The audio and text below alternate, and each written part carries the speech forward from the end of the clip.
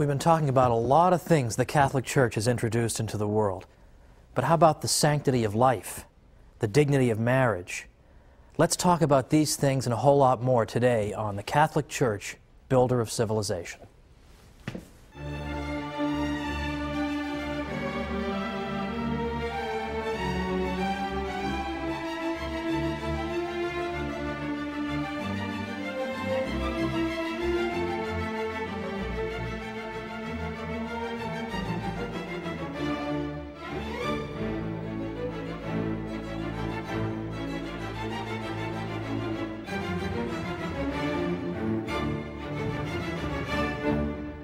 Welcome to the Catholic Church, Builder of Civilization. I'm Thomas Woods. Last time we talked about Catholic charity and how important and impressive it is. Today we're going to talk about moral principles more generally. And we're going to find there's much in common in the two episodes. Because it's not as if we have some views on charity and then some views on morality and some views on this and some views on that.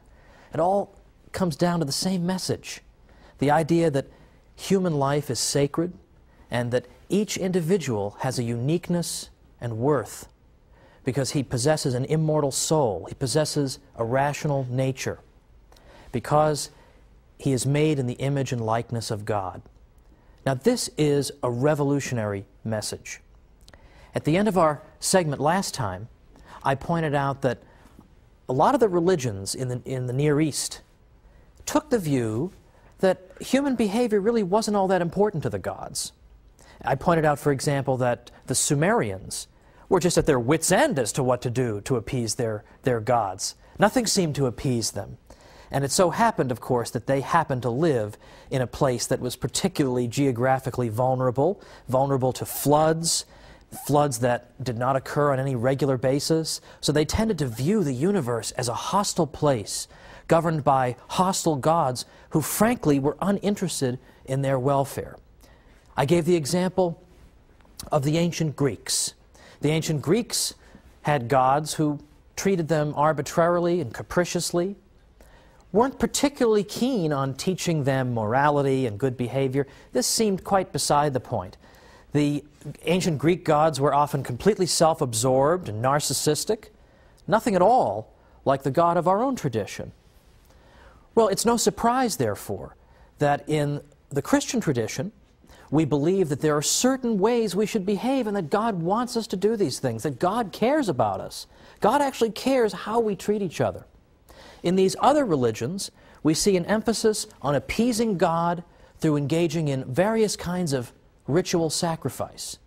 Now, it's true that for Catholics, we engage in the holy sacrifice of the Mass every day.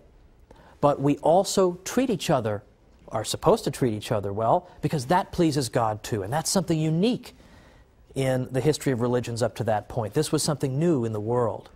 And so the same religion that teaches you to give of yourself to others, to think about other people and their misfortunes, and to give in a way that's unselfish and in no way self-interested, that same religion, it should not surprise us, also teaches us important moral principles that follow from the idea of the sanctity of life. It's a single stream of thought. Now, how can we see these principles in practice? Look at the early church. What types of things do we see going on in the early church? What are the causes that people are taking up in their society? Well, of course, the early church gets its start during the period of the Roman Empire. And what do we see going on there? Well, among other things, we see the practice of infanticide taking place, literal infanticide. It isn't simply that the church went after abortion, which of course it did, but we see even a much worse situation. We have actual infants simply being left to die, and typically because they were the wrong sex. So you had many healthy female children simply exposed and abandoned. And we see the effects of this, by the way, because in the Roman Empire, men outnumbered women by 30%. There's that doctrine in play. But the Catholic Church moved to abolish that practice. But what we also note is that in the ancient world, there is no comparable teaching to what we see in the Catholic Church about the uniqueness of human life and its absolute sanctity. Now, it's true that the ancients did say that man had a dignity that surpassed that of other creatures, but they came nowhere near the Catholic belief in the sanctity of human life. We do not see that in the ancient world, even though we admire and respect the ancient world. Many of the early Christians looked with profound respect at the ancient world. They pointed to people like Plato and Aristotle as having anticipated some of the most sublime teachings of Christ himself, but at the same time they understood that there was much that was in fact to be deplored in the ancient world. For example, Plato, one of the most noble philosophers you can imagine in the ancient world, deeply admired by St. Augustine and others. On one occasion, Plato said that a man who is too sick to work should be left to die. It's impossible to imagine that in the Catholic Church. Now, what else is going on in ancient Rome, particularly?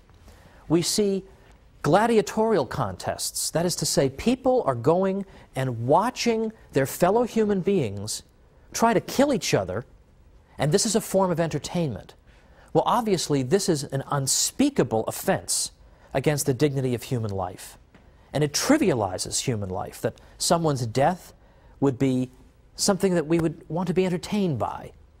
So in fact, it was the Christian emperors who helped to abolish these gladiatorial contests, and that has been called one of the greatest moral victories in history. But it's not just that. It isn't just that we see examples of barbarism in the ancient world.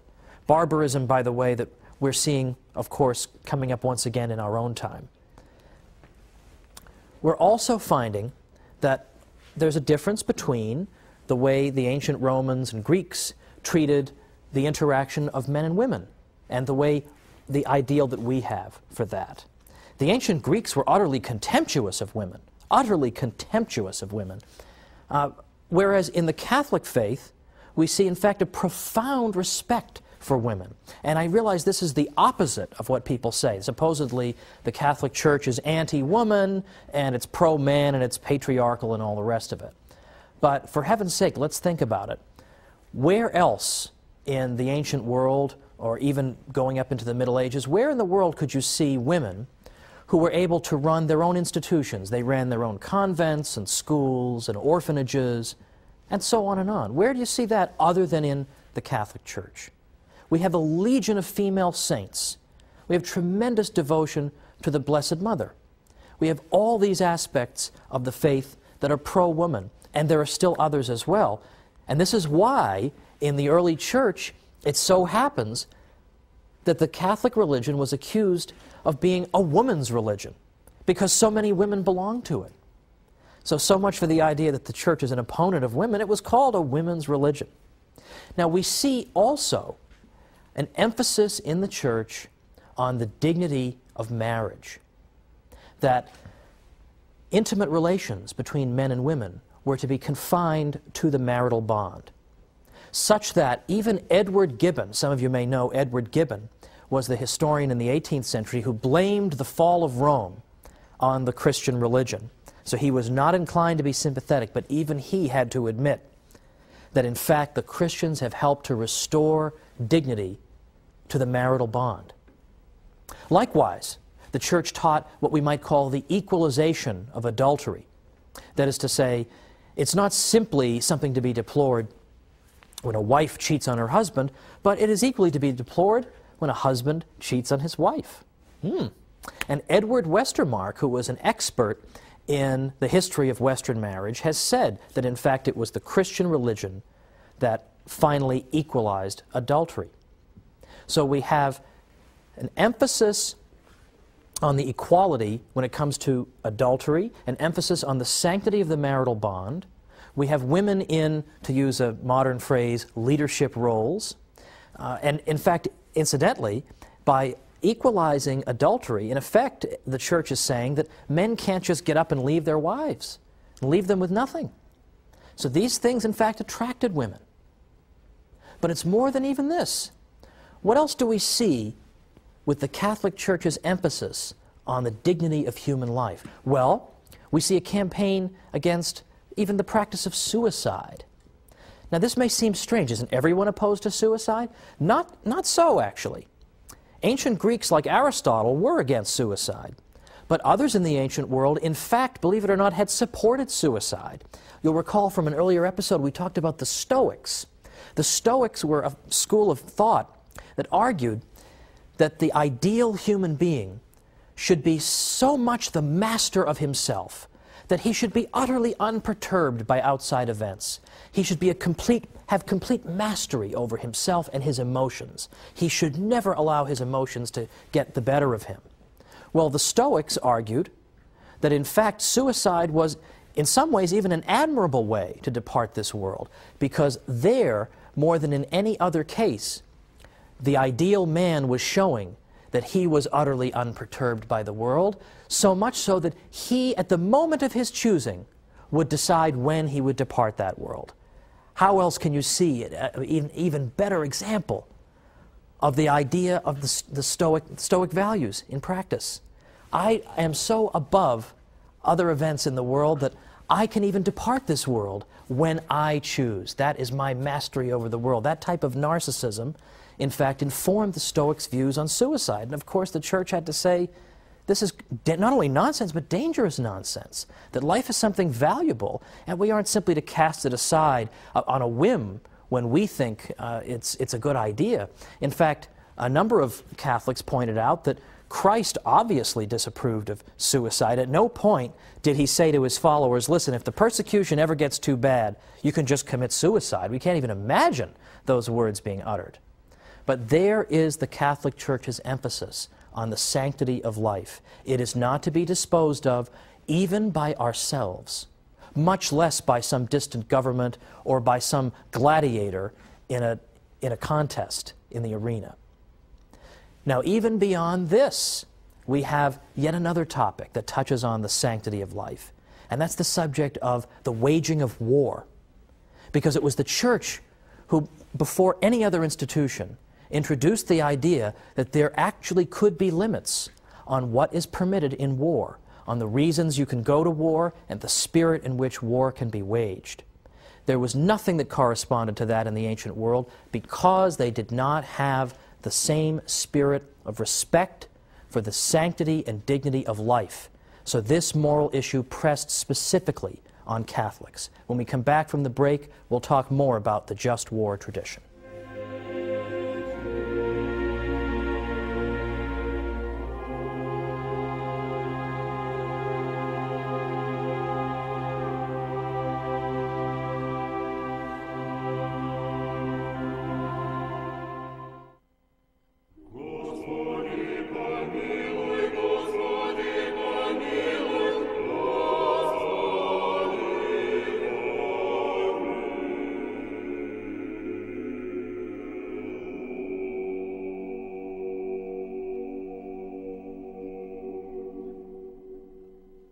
Welcome back to the Catholic Church, builder of civilization. I'm Thomas Woods, and we're talking today about Catholic moral principles that most people, non-Catholics included, have come to take for granted.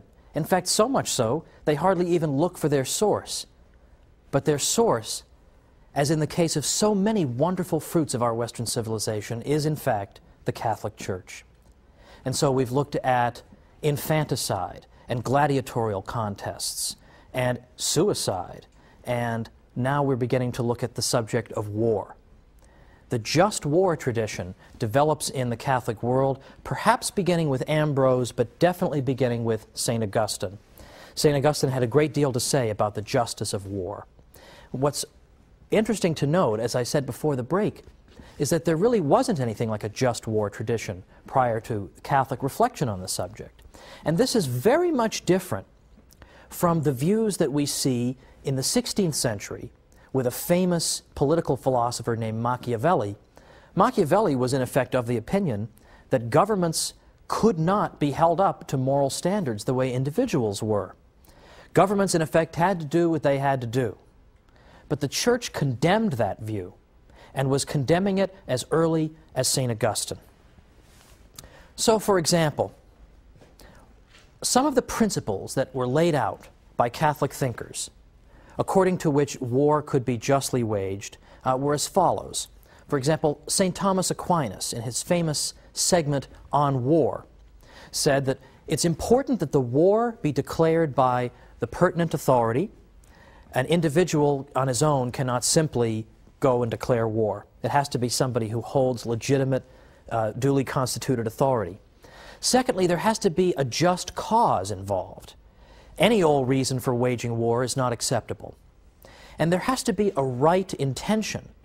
You can't go to war solely out of desire for vengeance or just for a desire for conquest. So in other words, war cannot always be justified. Just because a war is going on does not make it just. So St. Thomas set down these important principles. And then with the passage of time, we begin to get the development of the just war tradition in the Catholic Church even further. In the 16th century, for example, a great man at the University of Salamanca named Francisco de Vitoria had much to say on the subject of the just war. And a couple of Catholic historians have recently summed up his view, I think very nicely and eloquently. Vitoria, in effect, said as follows, that assuming that a prince has authority to make war, he should first of all not go seeking occasions and causes of war, but should, if possible, live in peace with all men, as St. Paul enjoins on us.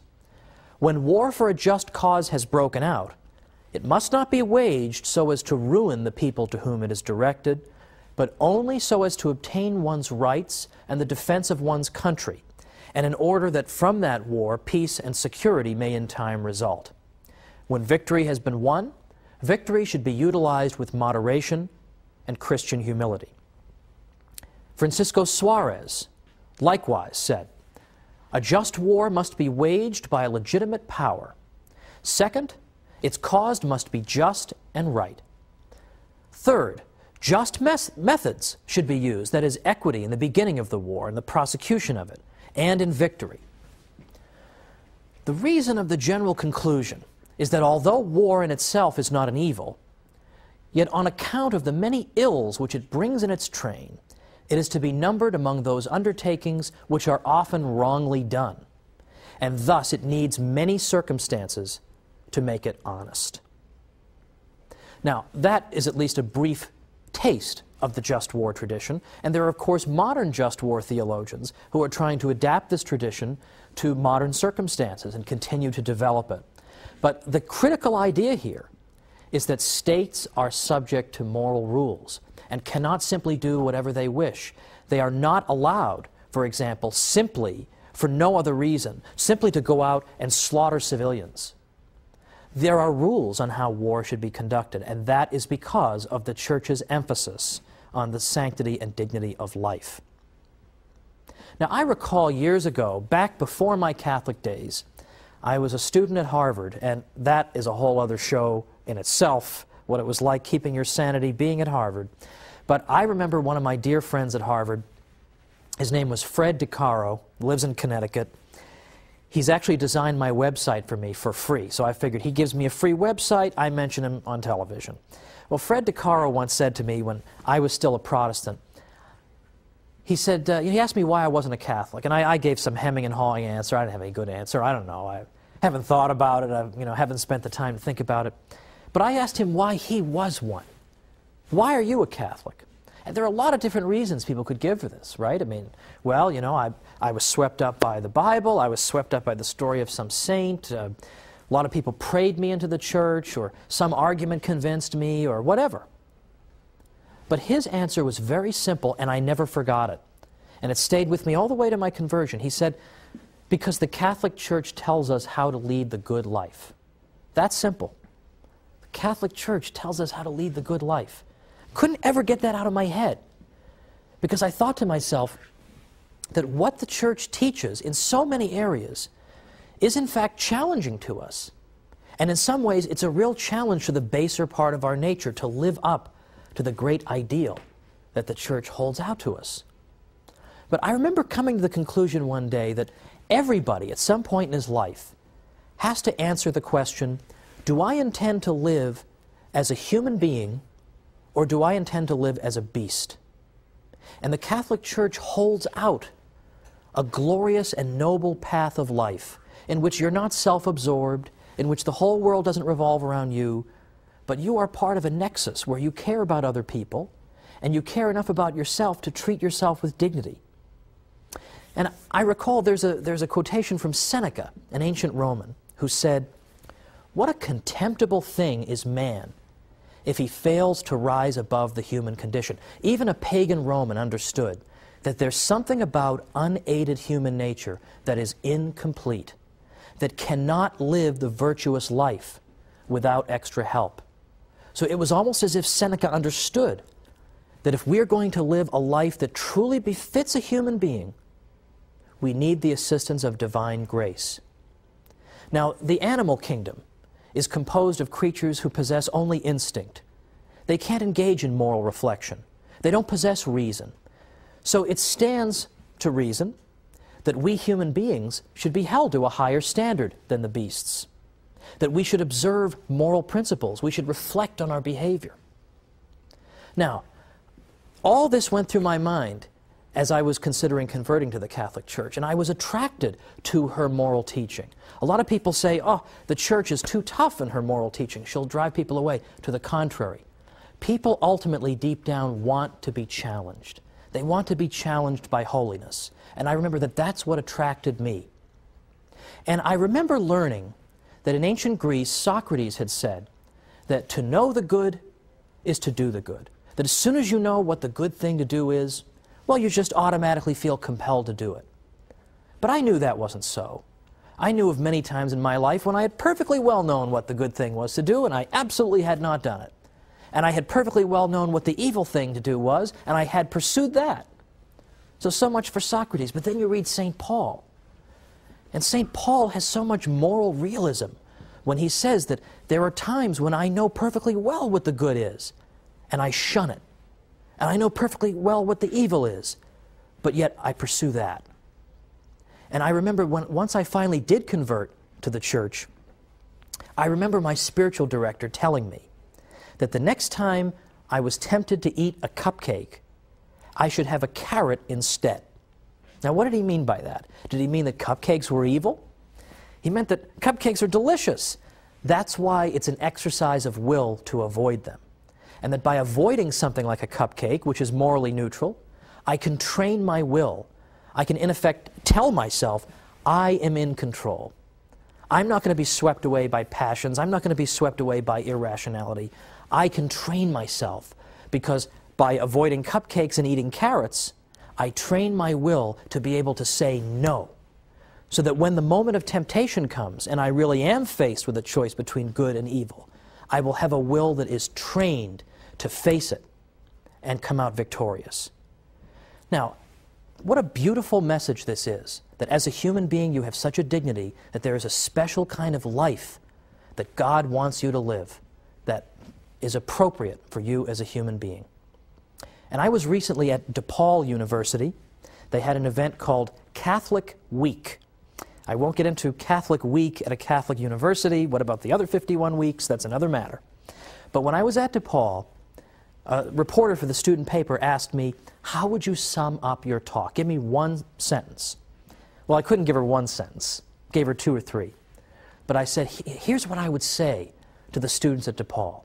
I would say that the Catholic Church is the most beautiful institution on earth. And if you want to live a good life, if you want to live a life that befits a human being, the Catholic Church has much to say to you. And that's a message I think a lot of young people who are totally adrift could stand to hear. Of course, I feel old anytime I start talking about young people, but such is life. Now, let me conclude with this. The Catholic Church consistently emphasizes the dignity and value of human life and tells us that we are to live in constant awareness of our created nature in the image and likeness of God, that we are not to live as beasts, that we're not just to do whatever brings us pleasure, then we might as well be a cow. You're not a cow, you're a human being. Christ didn't die for cows, He died for you.